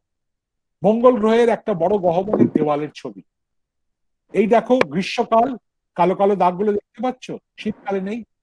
তরল জল প্রবাহিত হতে দেখা গেল মঙ্গল গ্রহে। বিজ্ঞানীরা বুঝলেন এক্ষুনি জানতে হবে মঙ্গল গ্রহে প্রাণ আছে কিনা। শুধুমাত্র বৈজ্ঞানিক ইচ্ছার জন্য নয়, মঙ্গলে প্রাণ, এককোষী, বহুকোষী, ভাইরাস, ব্যাকটেরিয়া, প্যারাসাইট থাকলে পৃথিবীর ওপর তাদের কি প্রভাব হবে, কি মহামারী হবে, বা আমাদের কোনো ক্ষতি করবে না ভালো করবে, এটা জানা ভীষণ দরকার। তাই 2012 সালে আগস্ট মাসের 6 তারিখে অবতরণ করলো কিউরিওসিটি, নাসা পাঠিয়েছিল। প্রথম ওপরের ছবিটা দেখে বুঝতে পারছো, প্রথম ছবি পাঠালো ওই গ্রীষ্মকালে যখন বেড়াতে যাও ট্রেনে করে সেই ছোটনাগপুর প্ল্যাটো অঞ্চলে, খটখটে শুকনো নদী খাত বন্যায় ভরে যায় বর্ষাকালে। দেখো মঙ্গল গ্রহে খটখটে শুকনো নদী খাত। তলার ছবিতে দেখো নুড়ি পাথর। নুড়ি পাথর তখনই হয় যখন বড় বড় প্রস্তর খণ্ড পাথর জলের সঙ্গে গড়াতে গড়াতে ভেঙে গিয়ে মসৃণ হয়ে যায়। আর নুড়ি পাথর মঙ্গল গ্রহে, ডেফিনেটলি মঙ্গল গ্রহে জল ছিল কোনোদিন। আর সেই সারা পৃথিবী যখন তখন ভাবছে কি করা যায়, আরো জানতে হবে। আমরা সবাই জানি সেই স্বর্ণময় ভারতীয় অধ্যায়ের কথা। আমি এখানে সেমিনারে একটা করেছি, এটার সঙ্গে কানেক্ট করছি, আওয়াজ হচ্ছে না কেন? তাই আমাদের ভারতের ইতিহাসে এক স্বর্ণময় অধ্যায়ের কথা। 2012 সালে স্বাধীনতা দিবসে 15ই আগস্ট ভারতের তৎকালীন প্রধানমন্ত্রী ঘোষণা করলেন যে ভারত মঙ্গল অভিযানের জন্য প্রস্তুত। বিশ্বাস করো বন্ধুরা, সারা পৃথিবীর লোক হাসতে শুরু করেছিল। ভারত মঙ্গল অভিযান করবে, এত ক্ষমতা আছে প্রযুক্তিগত। কিন্তু আমরা জানি ইতিহাস। পাঠানো হলো 6 ডিসেম্বর 2013 সালে একটি পিএসএলভি X-25 রকেটের নাকের ডগায় চেপে পাঠানো হলো মঙ্গলযানকে। কেউ বিশ্বাস করেনি পৃথিবীতে, কিন্তু সমস্ত ভারতবাসীকে অত্যন্ত গর্বিত করে পৃথিবীর প্রথম দেশ, প্রথম প্রচেষ্টায় 24 সেপ্টেম্বর সকাল 8টা 2 মিনিটে মঙ্গলযান মঙ্গলের কক্ষপথে স্থাপিত হলো। সারা পৃথিবী থেকে প্রশংসা এসেছিল। প্রতিটি ভারতীয়, পশ্চিমবঙ্গের কথা আমি সত্যি জানি না, আমি কাউকে খুব একটা হেলদোল হতে দেখিনি। ও ঘটেছে একটা, কি ঘটেছে, আরো বড় কথা, আমাদের দেশে রাজনীতিটা অনেক বেশি গুরুত্বপূর্ণ। কিন্তু মনে রেখো, সারা পৃথিবীর কাছে ভারতের মান কোথায় পৌঁছে গেল এটা ভাবা যায় না। মার্স অরবাইটার মিশন বা মঙ্গলযান 2 বছর কাজ করবে বলে পাঠানো হয়েছিল, 2014 থেকে 2016। ভারতের বিজ্ঞান জানবে কিরকম? 2020 সাল, এখনো কাজ করে চলেছে, তথ্য পাঠিয়ে যাচ্ছে। এই হচ্ছে বিজ্ঞান আজকের দিনে। আমরা কতটা করতে পারি আমি জানি না। তোমাদের মতো কলেজ প্রাণপণে চেষ্টা করছে তোমাদের মধ্যে সে শুধু শিক্ষা দেওয়া নয়, সে তথ্য নয়, তোমাদের মধ্যে সেই স্ফুরণ জাগুক। পড়াশোনার কাজ করার কথা, বিদ্যালয়ে মহাবিদ্যালয়ে পড়াশোনা করো। অল্প কিছু পাওয়ার জন্য, খুব সহজে পাওয়ার জন্য, সে ক্ষমতাই হোক, কিছুটা অর্থই হোক, বা কোনো সুবিধাই হোক, আমরা ছাত্ররা কেউ কেউ বড্ড বেশি পড়াশোনা না করে অন্য কিছু করি বিদ্যালয়ে। ভুলে যাই বিদ্যালয় শব্দটার মধ্যে পড়াশোনাটা নিহিত আছে। সেখানে 60% 70% অ্যাটেন্ডেন্স দিতে হয়, না দিয়ে গায়ের জোরে পরীক্ষায় বসাতেই হবে বলে চিৎকার করাটা তাদের নিজেদেরই ক্ষতি। সেখানে ক্লাস করতে হয়, সেখানে যারা পড়াচ্ছেন তাদেরকে সম্মান জানাতে হয়, তার কারণ তাদের সম্মানের মাধ্যমে তাদের কিছু এসে যাচ্ছে না। শিক্ষার্থী যারা, ছাত্র ছাত্রী যারা, তারা নিজেদেরকে সম্মান জানাচ্ছে অন্যকে সম্মান জানিয়ে। একজন টিচারের কেন, যে কোনো রাস্তার লোককে তোমার গায়ে জোর থাকলে আর পেছনে মদত থাকলে কলার ধরতে পারো, কিন্তু শিক্ষা পাবে না। যাই হোক, ভারতবর্ষ আজকে কিন্তু একটা অন্য জায়গায় পৌঁছে গেছে বন্ধুরা। নিজেদেরকে তৈরি করো সেই জায়গায় পৌঁছানোর জন্য। তুমি পশ্চিমবঙ্গবাসীর থেকেও বড় কথা, তুমি একজন ভারতীয়, মনে রেখো। অভূতপূর্ব গড়। প্রথম ছবি দেখো, নাসার ডিরেক্টর তিনি নিজে বলেছেন এ পর্যন্ত কোন মহাকাশযান এত ভালো ছবি তুলতে পারে। দেখো, দ্বিমাত্রিক ছবি থেকে ত্রিমাত্রিক প্রেক্ষাপট তৈরি হচ্ছে। হ্যাঁ, মঙ্গলযানের পাঠানো ছবি থেকে ভাবা যায়। শনি গ্রহ বিশাল বড় বলয়, কত বড় জানো?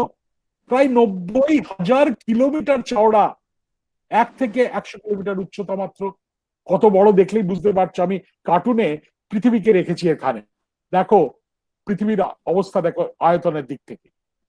তৈরি মূলত নুড়ি বরফের কুচি দিয়ে। কি করে নুড়ি পাথর আর বরফের কুচি ছড়িয়ে ছিটিয়ে না গিয়ে সাম্যাবস্থা বজায় রেখে শনি গ্রহকে প্রদক্ষিণ করছে ভাবলে অবাক। এবার তোমাদের সামনে একটু মজা করি। মনে করো একটা মহাকাশ যানে চেপে তুমি মঙ্গল গ্রহের এই শনি গ্রহের বলয়ের কাছে চলে গেছো। আর তোমার সঙ্গে দেখা হলো একটা এলিয়েনের। এলিয়েন কি জিনিস আমি জানি না, কেউ কোনোদিন দেখেনি, কল্পনা।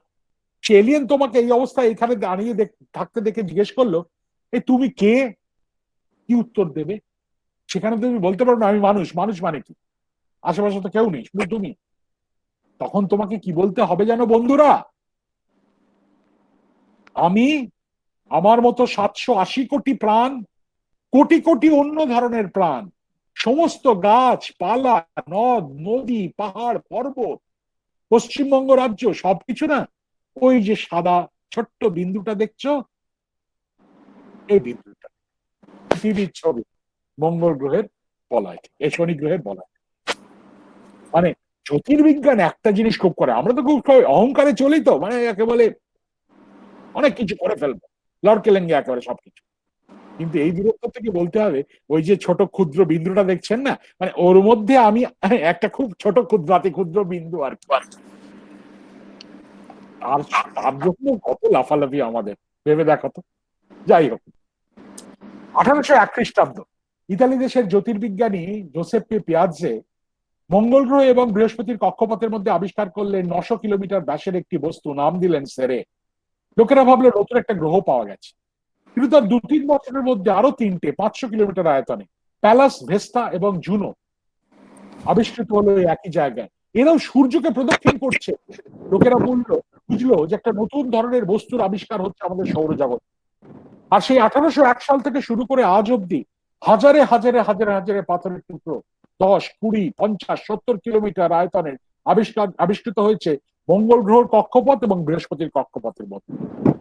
এদেরকে বলা হয় গ্রহাণু, অ্যাস্টেরয়েড। পরবর্তী ছবিটা বন্ধুরা তাক লাগিয়ে দেবে,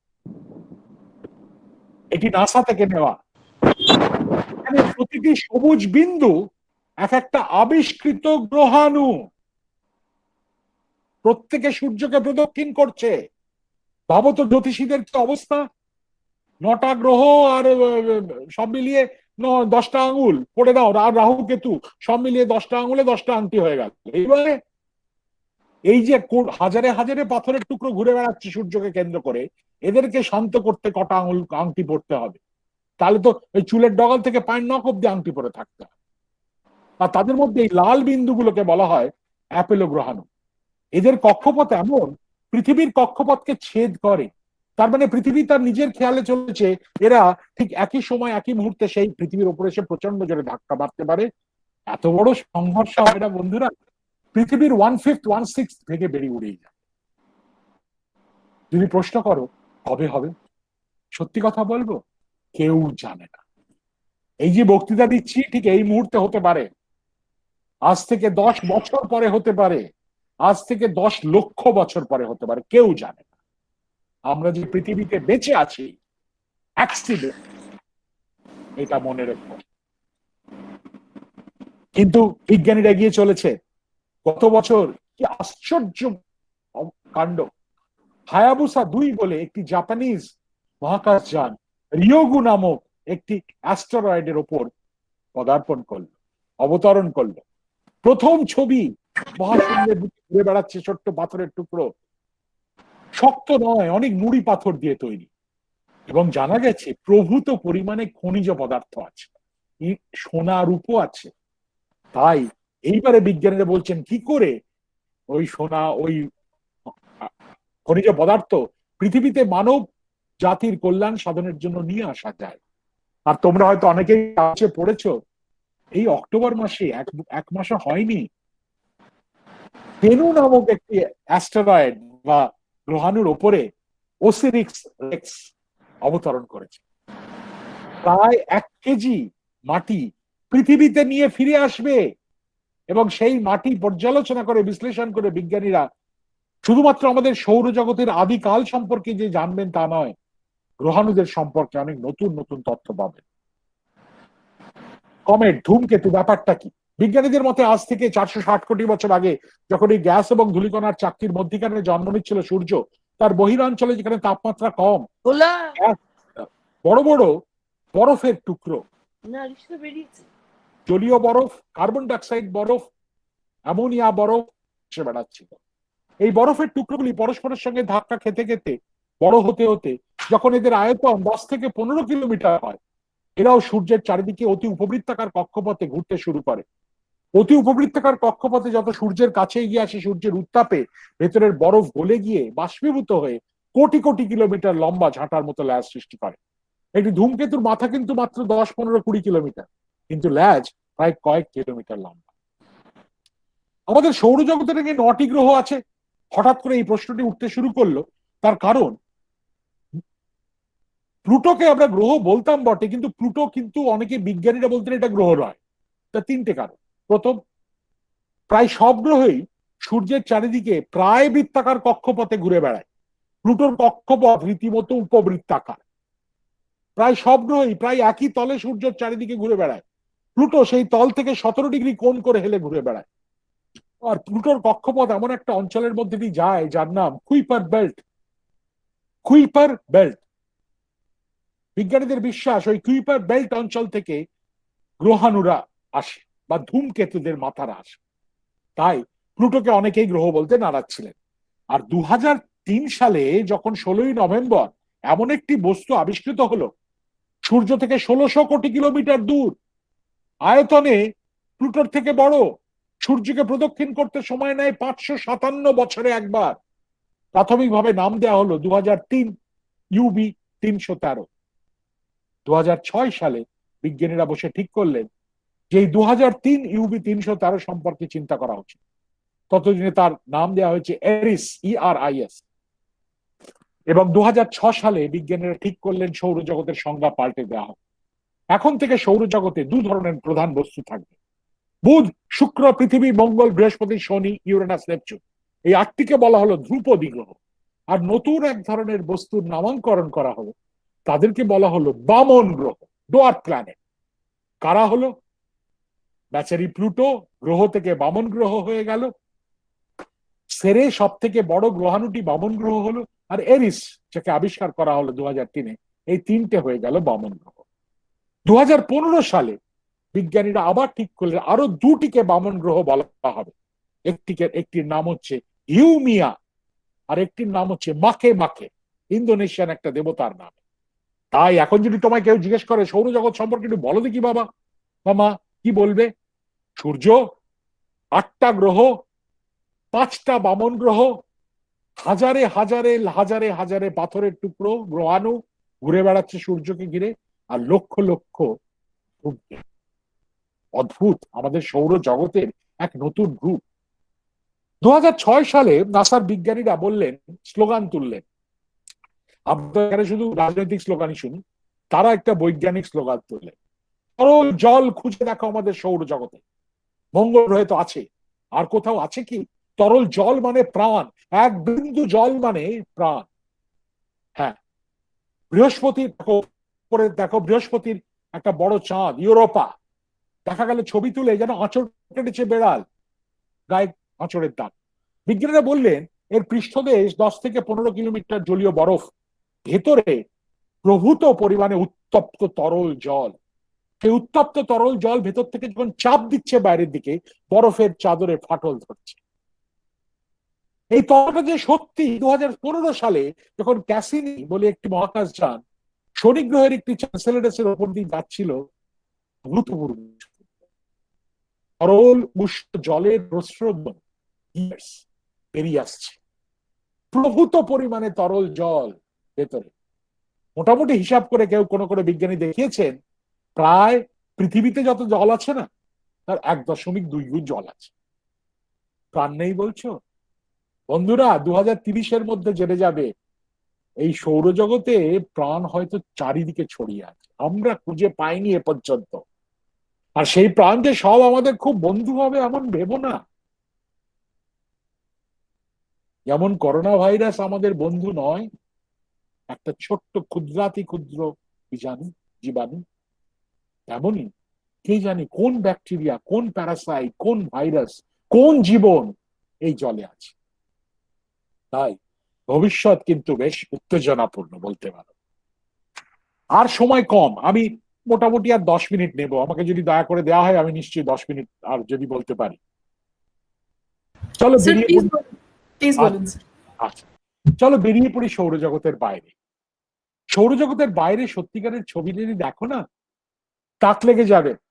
অনেক সিনেমার থেকেও বেশি উত্তেজনাপূর্ণ। মানে এই শাহরুখ খান, সালমান খান, দেব, এই সমস্ত কত নাম আছে। আমি সত্যি তো সিনেমা, আমি গত 30 বছর মানে হিন্দি এবং বাংলা কোনো ছবি দেখতে পাইনি আর কি, আমার দোষ, দেখিনি। দেখলে কিরকম হাসি পাই বলে দেখতে পাই না, সব ক্ষেত্রে দু একটা ছাড়া। তার থেকেও চাঞ্চল্যকর দেখো সত্যিকারের আকাশের ছবি। বলবে দূর কি দেখাচ্ছেন, সন্ধ্যেবেলা আকাশের দিকে তাকালে খুব মোটামুটি অন্ধকার, দুদিকে দুটো, অনেক দূরে দূরে দুটো আলোর বিন্দু, মধ্যখানে কালো অন্ধকার। কোথায় দেখতে পাচ্ছেন এই ছবি? কেন জানো এই ছবি দেখতে পাই না বন্ধুরা? দোষটা আমাদের মানুষের চোখে। আমাদের মানুষের চোখে একটা জিনিস আছে যাকে বলে পারসেপশন অফ ভিশন। 10 সেকেন্ডে যতটা পরিমাণ আলো আমাদের চোখের মনির মধ্যে দিয়ে গিয়ে রেটিনাতে পড়ে, আমাদের অপটিক নার্ভ সঙ্গে সঙ্গে সেই আলোকে মাথার পেছনে নিয়ে গিয়ে ছবি আঁকতে শুরু করে। আমাদের চোখ একটা ওই মোবাইল ক্যামেরার, সিসিটিভি ক্যামেরার মতো, চিপের মতো আলোকে যোগ করে একটা ছবি অন্ধকারেও করতে পারে। আমাদের চোখ যদি সিসিটিভি ক্যামেরা চিপ হতো না, আকাশের দিকে টানা 10 ঘন্টা 5 ঘন্টা তাকিয়ে থাকলে দেখতে আকাশের প্রতিটি বিন্দুতে একটা করে তারা আছে, আর বিরাট বিরাট বড় অদ্ভুত সুন্দর রঙের গ্যাসের মেঘ। সব তারাই কি সূর্য? উত্তর হ্যাঁ এবং না। তার কারণ প্রায় প্রতিটি তারার কেন্দ্রে হাইড্রোজেন থেকে হিলিয়াম উৎপাদন হচ্ছে, শক্তি উৎপাদন হচ্ছে, সেই জন্য তারাটা বেঁচে আছে। কিন্তু তাদের প্রারম্ভিক ভর, তাদের পৃষ্ঠদেশের তাপমাত্রা, তাদের রাসায়নিক গঠন আলাদা আলাদা।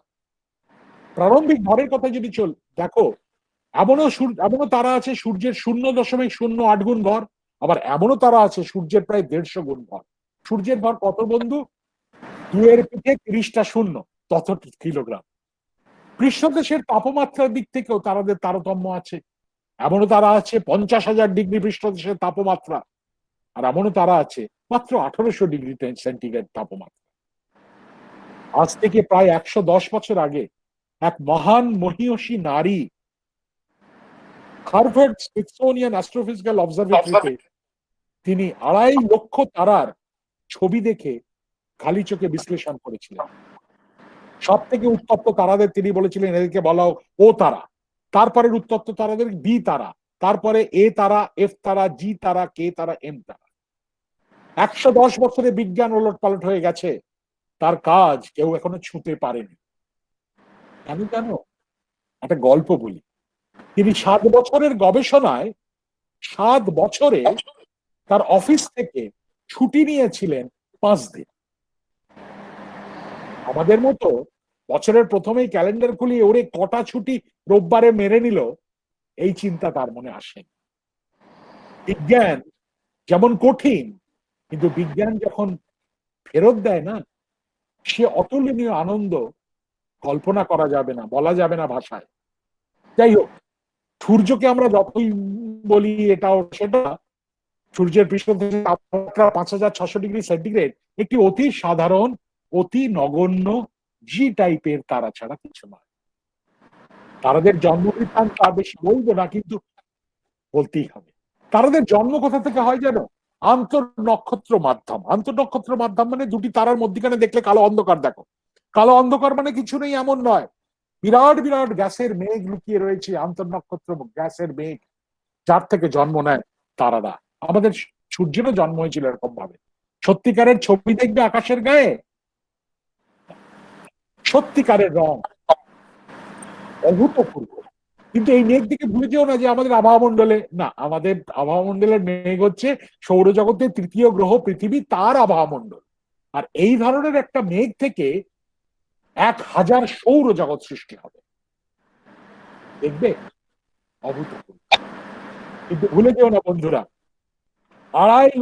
25 লক্ষ পিক্সেল আছে এই ছবিটাতে। প্রতিটা পিক্সেল তোমাকে তথ্য দেবে। ওপরের সবুজ আর নীলচেটা অক্সিজেনের জন্য, মধ্যিকারের নীল হাইড্রোজেনের জন্য, হলুদ সালফার, কালো লোহা, সবুজটা দস্তা মানে জিঙ্ক বা মলিবডেনাম, সাদা টাইটেনিয়াম। একটা ছবি কথা বলে। জ্যোতির পদার্থবিদ্যা কত শক্ত একটু বুঝবে। তোমার একটা ছবি দেখে বা দূর থেকে তোমাকে কাউকে দেখে তুমি বলতে পারবে তার তাপমাত্রা কত, তার ওজন কত, তার ভেতরে কি আছে, তার রসায়নটা কি, শরীরের কাজ করছে কিভাবে, বিভিন্ন অঙ্গ প্রত্যঙ্গ, কত বয়স তার, কতদিন বাঁচতে পারে, পারবে বলতে? পারবে না তো। একটা ছবি দেখে ভুলে যেও না, একটা তারার বা একটা মেঘের ছবি দেখে এই প্রতিটা প্রশ্নের উত্তর দিতে হয় বিজ্ঞান। প্রচন্ড ধীশক্তি, ধীশক্তি কিন্তু সবাই নিয়ে জন্মায় না। তোমার অধীত বিদ্যাকে কিভাবে সুকৌশলে প্রয়োগ করে তুমি আরো নতুন তথ্য বার করতে পারবে। যে বিদ্যা তুমি এই কলেজে ঢোকার সময় এবার অঙ্গীকার করেছো, কতটা সেই বিদ্যায় তুমি পৌঁছতে পারবে, কতটা গ্রহণ করতে পারবে, কতটা নিজের মধ্যে আত্মীকরণ করে তাকে ব্যবহার করতে পারবে, সেইটা হচ্ছে সত্যিকারের জ্ঞান। পলিটিক্যাল পার্টি নয়, কলেজ সোশ্যাল নয়, খেলাধুলা হয়তো কিছুটা, কিন্তু পুরোটা নয়। বিদ্যালয়, বিদ্যাস্থান, বিদ্যার জায়গা। আমরা সেটা ভুলে যাচ্ছি। বেশ কিছু ছাত্রছাত্রীদের যখন দেখি টিভিতে, খবরের কাগজে, বড্ড কষ্ট হয়। তোমরাই পারবে এর থেকে বেরিয়ে এসে ছাত্র সমাজকে এগিয়ে নিয়ে যেতে। না রাজনীতির ক্ষেত্রে নয়, শিক্ষার ক্ষেত্রে, জ্ঞান লাভের ক্ষেত্রে, উন্নতির ক্ষেত্রে। শর্টকাটের উন্নতি 2 দিন 5 দিন 2 মাসের জন্য বই, তারপরে নয়। কিন্তু জীবনকে যদি সমৃদ্ধ করতে হয়, জীবন যদি আনন্দময় করতে হয়, জীবনের থেকে যদি কিছু পেতে হয়, তোমাকে নিজেকে তৈরি করতে হবে। সেখানে শর্টকাট দিয়ে অমুক দাদাকে ধরে, তমুক করে, অমুক দলের হয়ে কাজ করে আমার হয়ে গেল, কোনো দিন হবে না। সেই জন্য তোমরা শিক্ষা জগতের মানুষ, তোমরা শিক্ষায় দীক্ষিত হতে এসছো। তাই ভেবে দেখো যে বিশ্বের বিভিন্ন জায়গায়, বিভিন্ন প্রান্তরে, আমাদের ভারতবর্ষেও কত গবেষণা কেন্দ্রে রাতের পর রাত জেগে তরুণ তরুণীরা গবেষণা করে চলেছে। তারা কিন্তু পাড়ার মোড়ে আড্ডা দিচ্ছে না, নতুন কি ফেসবুকে কি একটা ভাইরাল হয়েছে, কার ছবিটা দুর্দান্ত এসছে, তারা কিন্তু সেসব করছে না। তারা করে সব কাজ করে হয়তো 10 মিনিটের জন্য করে, হয়তো 8 ঘন্টার জন্য করে, তারা তাদের কাজ করে যাচ্ছে। দেখো কত বড় যেন এটা। এই যে মাথায় শিঙের মতো দেখছো না, দেখো ছোট ছোট 3-4টে গুটি গুটি আছে। এই এক একটা গুটি আমাদের এক একটা সৌর জগৎ ভেতরে বসে আছে। গুটির ভেতরে মহাশূন্য, মহাকাশ, প্রকৃতি আমাদেরকে চ্যালেঞ্জ ছুড়ে দিচ্ছে আমাদের বুদ্ধিমত্তাকে, যে মানুষ তুমি তো ভাবো অনেক কিছু বুঝতে পারো, অনেক চালাক, আমাকে বোঝো দেখি, বিশ্লেষণ করো দেখি। অব্দ দেখ, ধূলিকণার মেঘ, ধূলিকণা আলোক শোষণ করে বলে কালো কালো 3টে যেন পিলার, স্তম্ভ, আন্তর্নক্ষত্র মাধ্যমে এত প্রচন্ড বেগে উঠছে, প্রচন্ড চাপের ফলে তাদের ডগায় নিত্য নতুন তারাদের জন্ম হচ্ছে। স্টেলার নার্সারি, তারাদের নার্সারি। এই হচ্ছে মহাশূন্য বন্ধুরা। এই প্রকৃতিরও একটা অঙ্গ তুমি, এই প্রকৃতিরও অধিকার তোমার আছে, তাকে চিনতে শেখো। আমি বলছি না সবাইকে জ্যোতির্বিজ্ঞান পড়তে হবে, তোমার পঠন পাঠনের মধ্যে দিয়ে আমাদের যে ব্যাপ্তি, মানুষের মনের যে কত ক্ষমতা, তাকে চেষ্টা করলে, প্রয়োগ করলে সে যে কতটা ছড়িয়ে পড়তে পারে, কত গভীরে যেতে পারে, আমাদের অনেক বড়রা না চায় না সেটা করতে। কেন বলতো? তাহলে আমাদের নিজেদের মতামত হয়ে যাবে, তাহলে তো তার কথা শুনবো না। সুতরাং চিনতে শেখো। জন্মিলে মরিতে হবে, তারাদের মৃত্যুর কথা বলি, তারারা বিভিন্ন ভাবে মারা যায়। আমি ছোট ছোট তারাদের কথা বলি। আমাদের সূর্য খুব ছোট তারা, যে সমস্ত তারাদের ভর সূর্যের 1 থেকে 8 গুণ, তারা কিভাবে মারা যায়, আমাদের সূর্য কিভাবে মারা যাবে? বিজ্ঞানীদের মতে সূর্যের অভ্যন্তরে হাইড্রোজেন থেকে হিলিয়াম উৎপাদন হচ্ছে, তো কত হাইড্রোজেন ভেতরে রয়েছে হিসাব নিসাব করলে দেখা যায় কেন্দ্রীয় অঞ্চলে এত হাইড্রোজেন এখনো আছে যে 500 কোটি বছর হাইড্রোজেন থেকে হিলিয়াম উৎপাদন হবে। তারপরে কি হবে? 500 কোটি বছর পর যখন ভেতরের কেন্দ্র অঞ্চলের সমস্ত হাইড্রোজেন হিলিয়ামে রূপান্তরিত হবে, পারমাণবিক সংযোজন বিক্রিয়া থেমে যাবে, উত্তাপ থেমে যাবে, বাইরের চাপ থেমে যাবে। অথচ অভিকর্ষ চাপ রয়েছে, সূর্য ছোট হতে থাকবে। যত ছোট হবে তার বাইরের খোলসে তখনও তো অনেক হাইড্রোজেন পড়েছিল, সংকোচনের ফলে সেখানে তাপমাত্রা বাড়তে থাকবে। বাড়তে বাড়তে বাড়তে বাড়তে 10 কোটি ডিগ্রি সেন্টিগ্রেড তাপমাত্রা হবে। আর 10 কোটি ডিগ্রি সেন্টিগ্রেডে একটা ঘটনা ঘটে, মানে 10 কোটি ডিগ্রি সেন্টিগ্রেড তাপমাত্রা হবে কেন্দ্রে, আর খোলসে বাড়তে বাড়তে 1.5 কোটি ডিগ্রি সেন্টিগ্রেড হবে। এই 1.5 কোটি ডিগ্রি সেন্টিগ্রেডে তোমরা জানো কি হয়? কেন্দ্রে এতক্ষণ হচ্ছিল সেটা হাইড্রোজেন থেকে হিলিয়াম, প্রভূত পরিমাণে শক্তি। যেহেতু তারাটার একটা কঠিন আবরণ নেই, গ্যাস উত্তপ্ত হলে প্রসারিত হয়, সূর্য বড় হতে থাকে। তার মানে মোটামুটি এরকম ভাবো, কল্পনায় 500 কোটি বছর পর জানলা দিয়ে তুমি দেখছো সূর্যকে, দেখছো ছোট হচ্ছে ছোট হচ্ছে ছোট হচ্ছে, হঠাৎ থমকে গিয়ে বড় হতে থাকে। বড় হতে হতে কত বড় হবে যেন বন্ধুরা? হিসাব কষে দেখানো যায়, আজ থেকে 500 কোটি বছর পরে বড় হতে হতে সূর্য পৃথিবীর কক্ষপথকে ছুঁয়ে যাবে। হ্যাঁ, বুধ শুক্র পৃথিবীর কোনো আলাদা অস্তিত্ব থাকবে না, সবাই সূর্যের মধ্যে চলে যাব। চিন্তা, ভয় পেও না, আতঙ্কিত হয় না। 500 কোটি বছর তুমি আমি পাচ্ছি না, পৃথিবীতে মানুষ থাকবে না তখন, তার অনেক আগেই শেষ। কিন্তু সেই সময় রেড জায়ান্ট বা লাল দৈত্য হয়ে যাবে তারাটা। কোটি কোটি বছর ধরে সেই বাইরের খোলস বড় হতে হতে ভেতর থেকে বিচ্ছিন্ন হবে। যে ভেতরের তাপমাত্রা 10 কোটি ডিগ্রি সেন্টিগ্রেডে পৌঁছে 3টে হিলিয়াম পরমাণুর কেন্দ্র জুড়ে গিয়ে সৃষ্টি করেছে একটা কার্বন পরমাণুর কেন্দ্র। এই পারমাণবিক বিক্রিয়া আবার শক্তি নির্গত হবে, ভেতরটা থমকে যাবে, কিন্তু শীঘ্রই সমস্ত হিলিয়াম কার্বনে রূপান্তরিত হবে। তখন যেহেতু তারাটির প্রারম্ভিক ভর সূর্যের 1 থেকে 8 গুণ, তখন তার অভিকর্ষজ বল দিয়ে এতটা চাপ দিতে পারবে না যে 10 কোটি ডিগ্রি থেকে 20 কোটি, 100 কোটি, 1000 কোটি, 10,000 কোটি ডিগ্রি সেন্টিগ্রেড ওঠে। তার ফলে ভেতরের কেন্দ্রীয় অঞ্চলটা একটা অত্যন্ত উত্তপ্ত কার্বনের গোলা, আকাশের গায়ে উজ্জ্বল হয়ে যাবে, তাকে বলা হবে শ্বেত বামন। আর ততক্ষণে বাইরের অঞ্চলটা বড় হতে হতে হতে হতে এত বড় হয়েছে একটা মেঘের আকার ধারণ করে, তাকে বলা হয় প্ল্যানেটারি নেবুলা। নেবুলা শব্দটার মানে মেঘ। সত্যিকারের ছবি দেখো বন্ধুরা আকাশে, শুধুমাত্র তারা দেখলে কি চলবে? Planetary nebula. আমাদের সূর্য আজ থেকে 500 কোটি বছর পর এইরকম অবস্থায় উপনীত হবে। গত 30-35 বছর ধরে এর উপরে অল্প কিছু কাজ করেছি গবেষণা, তার থেকে বেরিয়ে আসছে একটা অভূতপূর্ব তথ্য। এই যখন বড় হচ্ছে, তারাটা আস্তে আস্তে বড় হয় না, পালসেট করে, পালসেশন। আর প্রতিটি পালসেশনের সঙ্গে সঙ্গে এক একটা খোলস প্রচন্ড গতিবেগে বেরিয়ে যায়। আমাদের গ্রুপ এবং অন্য কয়েকজন তারা দেখাতে পেরেছিলেন এই প্রচন্ড গতিবেগে যখন বেরোচ্ছে, অনেক ধরনের অণু, মলিকিউলস তৈরি হয়। অ্যাস্ট্রোকেমিস্ট্রি, জ্যোতির রসায়ন বিদ্যা। হ্যাঁ, দেখবে অভূতপূর্ব সমস্ত অণু, জৈবিক অণু, অর্গানিক। তার মানে এই পৃথিবীতে এই প্রাণ আছে, আর আমি প্রাণের মধ্যে সব থেকে শ্রেষ্ঠ প্রাণ ভুলে যাও। ইংরেজিতে বললে life is an universal process, not particular to earth. যে কোনো তারা তার মৃত অবস্থাতে প্রাণের বীজ সৃষ্টি করে যায়। তাই বন্ধুরা, যখন আরো বড় তারা 8 থেকে 25 গুণ, তারা যখন ভেতরে হাইড্রোজেন থেকে হিলিয়াম, হিলিয়াম থেকে কার্বন, তারপরে বড় তারা বলে চাপ বেশি, তাপ বাড়তে বাড়তে একের পর এক তৈরি করে মৌল, করতে করতে লোহাতে সে থেমে যায়।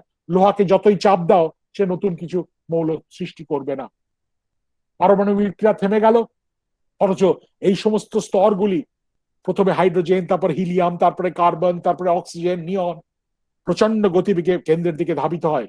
বেচারি লোহার পিণ্ড কোথায় যাবে, তার তো চারিদিক থেকে আসছে। প্রচন্ড জোরে ধাক্কাকে ছিটকে উঠে গিয়ে ফেটে যায় তারাটি। ফেটে যাওয়ার মুহূর্তে তাপমাত্রা এত প্রচন্ড বেশি হয়, লোহা থেকে শুরু করে আমাদের পিরিয়ডিক টেবিলে যত মৌল আছে এক লহমার মধ্যে সৃষ্টি হয়ে যায় তারা। কিন্তু তারাটি ফেটে গিয়ে সমস্ত বস্তুকে ছড়িয়ে দেয় মহাশূন্য। তুমি কি জানো তোমার শরীরে যে রক্ত লাল রং কেন? লোহা আছে, আয়রন আছে বলে তো। দাঁতে ক্যালসিয়াম কোত্থেকে এসছে জানো? আমাদের এই বিশ্ব ব্রহ্মাণ্ডে প্রতিটি লোহার কণিকা, প্রতিটি লোহার পরমাণু, প্রতিটি ক্যালসিয়ামের পরমাণু, যা দিয়ে আমাদের শরীর তৈরি, potassium, zinc, sodium, atom by atom একমাত্র তারাদের অভ্যন্তরে সৃষ্টি হতে পারে। আর কোথাও সৃষ্টি করা সম্ভব নয় মহাবিশ্বে, পৃথিবীতে তো নয়। তাই বন্ধুরা, নিজেদের মধ্যে ঝগড়াঝাটি, হইচই, তুমি বড় আমি ছোট, তুমি কালো আমি সাদা, তুমি লম্বা আমি মেটে, তুমি ধনী আমি গরিব, তুমি ঠিক আমি ভুল, এসব ভুলে গিয়ে তুমি, আমি, পৃথিবীর সমস্ত কিছু তোমার চারিদিকে, সবাইকে ভাবার বলা উচিত আমরা তারাদের সন্তান। তারার জীবন, তারার বস্তু দিয়ে আমাদের শরীর তৈরি, তারার জীবাশ্ম দিয়ে আমাদের বস্তু জীবন তৈরি। তাই বন্ধুরা, এই পিরিয়ডিক টেবিলের শুধুমাত্র হাইড্রোজেন আর হিলিয়াম ছাড়া না, প্রায় সমস্ত মৌল মহাজাগতিক ক্ষেত্রে উৎস তৈরি হয়েছে। আমরা মহাবিশ্বের সন্তান। এই পৃথিবীর গণ্ডির বাইরে, এই কলকাতার গণ্ডির বাইরে, পশ্চিমবঙ্গের গণ্ডির বাইরে, ভারতবর্ষের গণ্ডির বাইরে, পৃথিবীর গণ্ডির বাইরে, সৌর জগতের গণ্ডির বাইরে যে অঞ্চল, আমরা সেখান থেকে আমাদের উদ্ভব। তাই তারারা জন্ম নেয় গ্যাসের মেঘ থেকে, আবার দু ধরনের মৃত্যু দেখলে দুভারই কিন্তু গ্যাস হয়ে যাচ্ছে। তাই থেকে বোঝা যায় যে আমাদের আন্তর্নক্ষত্র মাধ্যম আমাদের চোখে কালো বটে, কিন্তু রাসায়নিক দিক থেকে কি প্রভূত পরিমাণে ধনী, রিচ। তাই যখন প্রশ্ন উঠতে শুরু করলো এলো করতে, এখন প্রায় 70-75% বিজ্ঞানীরা বিশ্বাস করেন প্রাণ সৃষ্টি, পৃথিবীতে প্রাণ এসছে মহাশূন্য থেকে।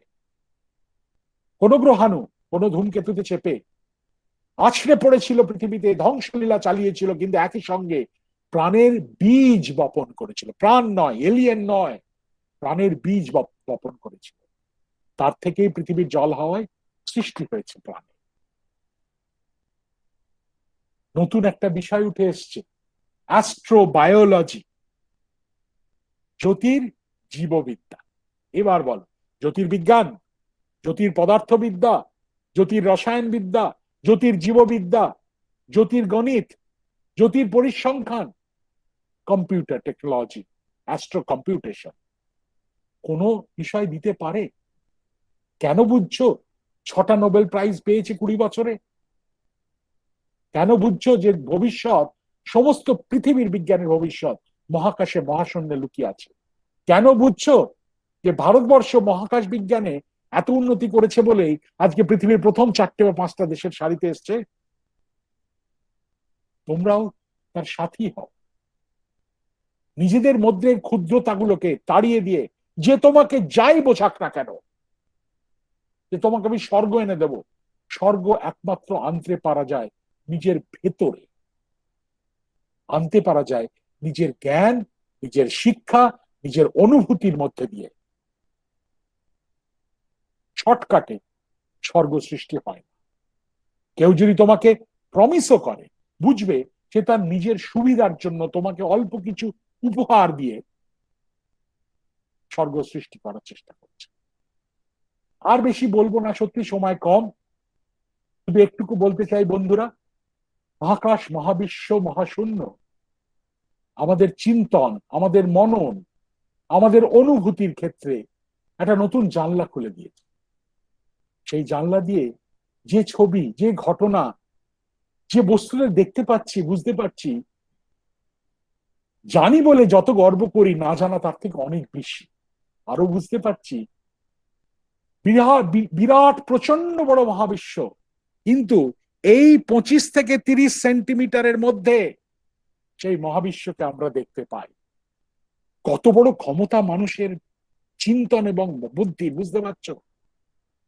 আলোর যেতে সময় লাগে লক্ষ বছর, কিন্তু আমরা মুহূর্তের মধ্যে আমাদের চিন্তার মাধ্যমে পৌঁছে যাই সেই জায়গায়। মনে মনে অঙ্ক কষে বার করি, চেষ্টা করি, কি ব্যাপারটা। নিজের সেই মস্তিষ্ককে তার মাধ্যমে সমাজ, দেশ এবং তোমার পরিবার এবং সবশেষে তুমি সমৃদ্ধ হবে অনেক অনেক বেশি। সেই কথা অনেকটা সময় নিয়েছি। অনেক ধন্যবাদ তোমাদেরকে, তোমরা মন দিয়ে শুনেছো।